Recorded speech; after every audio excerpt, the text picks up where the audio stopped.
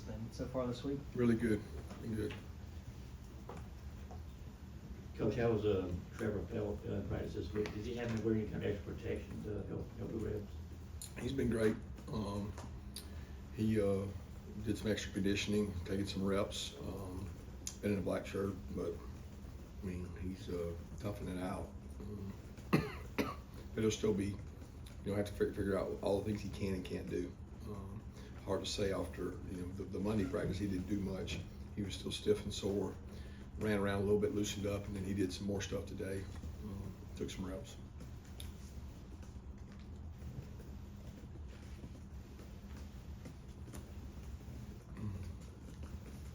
So how much anticipation do you have over the first college football playoff rankings revealed tonight? Not much. I mean, I'm going to do my Tuesday night routine. I don't think you can worry about it much.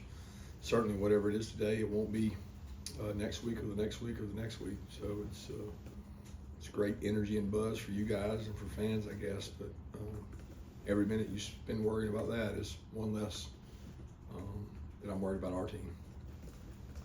Yeah, Coach, Ole Miss has the best run defense in the SEC in terms of yards per game. What makes it so difficult to run the ball on them? Big humans, large, fast humans, immovable objects with twist. They're fast and big. I mean, just you want to see a good defense, look at fast and big, and they got both.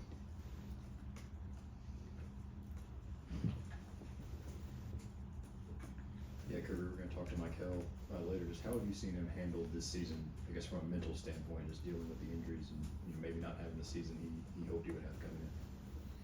I don't know if I'd say that. I mean, I think he's had a great season. He's had tremendous work ethic. He had the best camp he's ever had. And there's value in that. We have 10, 15 NFL scouts at practice. We had that many out there today. We had that many out there in camp. So, I mean, the reps he's taken against really good players on our team, I think all that creates value for him. So, but he's been really level-headed. He doesn't let things get him down. He's not real emotional. He doesn't take up highs and lows. He's worked really hard to get healthy. And, I still don't know that he's 100%, but he's much closer. Totally just forgot my question. Hey, I remember mine. As far as Peanut goes, we saw him score that first touchdown the other day. Is he at the point where he's able to maybe take on more responsibility in the offense? Yeah, I mean, he can do some more things. He's a bright kid. He's smart. He's really smart. He's 193 pounds or something. I mean, he's a kid that's getting better with each and every day, and he's grown a lot. He wasn't here in the spring, so he didn't get to go through spring, and he hasn't played in an offense quite this style. So he's growing. What's crazy is you tell him something once, and he remembers it, and he does a good job with learning. Kirby, how do you feel about your guys' ability to win against their pass catching weapons, and how do they compare to Texas? What Ole Miss has at wide out tight end? Hard to compare. I don't like doing those comparisons because they're different offenses, different style offenses. They're both very talented, and Sark and Lane have a lot of history together. But you don't watch the two offenses and think they look the same. Different style, passing game. They have really good wideouts at Ole Miss. They've been through injuries, and yet they've still continued to throw for lots of yards. I mean, they're one of the top, the top passing team in my mind in the country in terms of statistics, passing, throwing. They've done it with tight ends, they've done it with backs, and they've done it with wideouts. It doesn't matter who it is with Lane. He's going to plug somebody in there. They're going to figure out where your weaknesses are, find matchups, and look for coverages and find ways to beat those coverages. And they got a guy that can do it. I mean, this guy's playing uncanny football when you talk about the accuracy, the completion percentage, the yards he's throwing it for. He's not throwing dink and dunk passes now. This guy's throwing the ball vertical down the field, shots. And then when you do that, let's say you cover all that, and you do that, he can take off and run. I mean, you watch a quarterback run reel on this guy, and you don't have enough people in the box. So It's the reason they're successful is because of the scheme and the players that are in the scheme.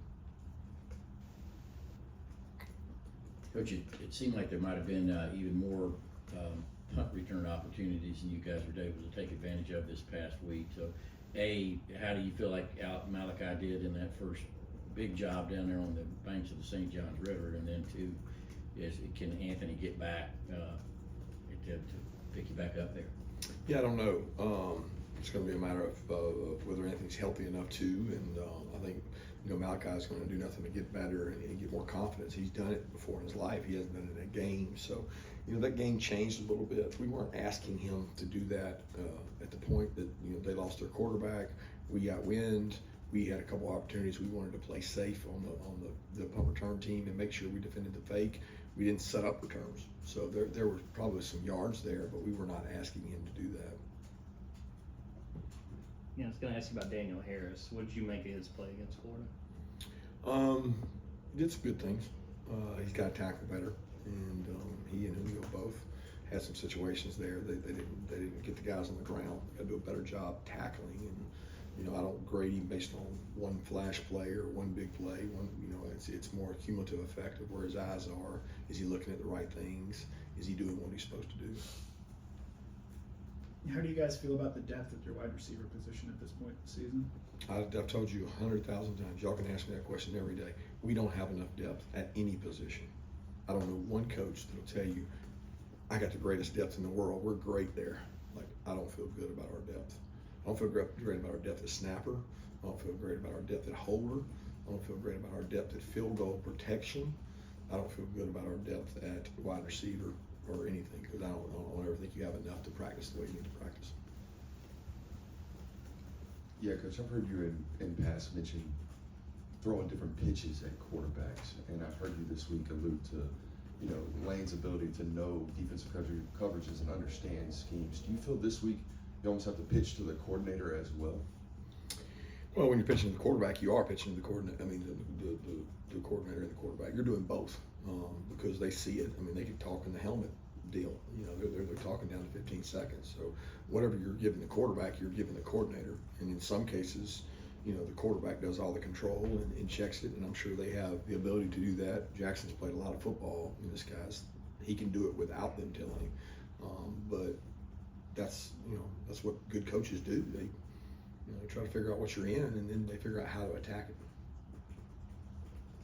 On the playoff rankings, I know you've been through it every year. You've been here since your second year, and it usually just kind of works itself out in the end. But the fact that it's 12 this year, does that color at all how you're going to look at it going forward? I don't really know what you're referencing. Am I looking at it like, I don't know what you mean, Seth. Does it change at all your curiosity? You don't look a little further down. You would look at 12 last year and figure out, does the 12th team have a shot to get to the fourth? What's got to happen for those teams to lose? Now you're looking at 20, 21, 22, the automatic qualifier, the who's got the best shot, and how are they going to perceive these teams, and what's going to change the perception. That's all the talk out there. I could care less, because what is a quality win and a quality loss right now, they've been known to change their mind before it comes time. And we've probably been a casualty of that, probably more than anybody in the country. So I don't put a lot of stake in it. He's been a little banged up lately, but Trey Harris has made a lot of plays in this Ole Miss offense. Mm-hmm. What stands out to you about him and the challenge he presents? Vertical speed, size. When you got somebody that big and that size, he can take a hitch and go to the house. He can take a post and go to the house. He is a dangerous player, and you see it on tape. It's amazing what they've done without this guy now. Because they've been explosive, and we do those explosive plays and put it up on the chart of all the SEC teams every week, and it's like there's just like a dang slot machine just going up, and they've done it with and without him, which is a credit to their offensive staff and their players. Coach Tate was kind of thrown back in the fray pretty quick today. How did you come out of that feeling? Sore. We had two guys really sore and hurting in there. Micah and Tate both were really tough guys. You can see on the tape they pushed through some injuries and played with some great toughness. speaking of depth, you're talking about depth, with Gunnar and Jaden, how are they developing? I don't know if we've heard you talk about the quarterbacks since maybe the preseason. Yeah, they get work each and every week. We throw them in there and mix them in. They get reps. Ryan Pavisi gets reps. They come down sometimes and throw with us on the scouts to get even more work. I think every rep you can possibly get right now, you're just like, how many times can I get a quarterback to go back there and have to make a decision and grow as a player? And I like to take pride in getting more quarterback development than anybody because we dedicate reps to threes every day. We're going to do something with our threes, and not everybody's willing to do that because you can make a case it's wasted time, meaning it's not going to affect that week's game because you're not going to get to your threes. But we're constantly looking at it saying, okay, this is the future of our program. What do we have? Who can play? Who can't? But both those kids and Ryan in that same group do a great job. They sit in meetings, take notes, and continue to be ready. I mean, look at Florida. You just don't know.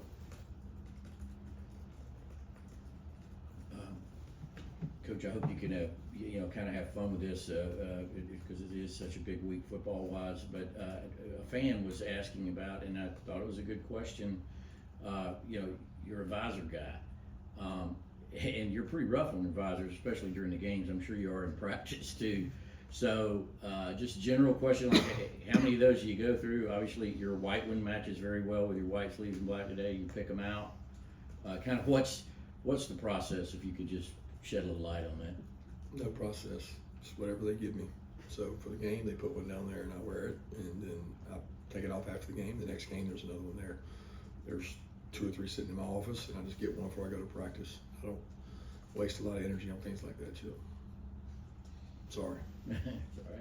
Yeah, on Saturday after Nate had his penalty, it looked like Jared got a chance to talk to him a little bit before you got to him. How would you assess how this team is doing in terms of player-led leadership and leading with players first? Yeah, I mean, I think we've had player-led teams since I've been here. The degree of which that is might vary, but I've been very pleased with the player leadership of this team, and I meet with those guys on a regular basis, and they hold each other accountable, which is probably the most important thing, and they try to hold other players to the standard. And look, Nate made a mistake. He's not a bad kid. He's a good kid. He made an emotional mistake. He knows that, and his players, his brothers, let him know that, and I think that's important. Anybody else have another question for Coach? All right, thank you.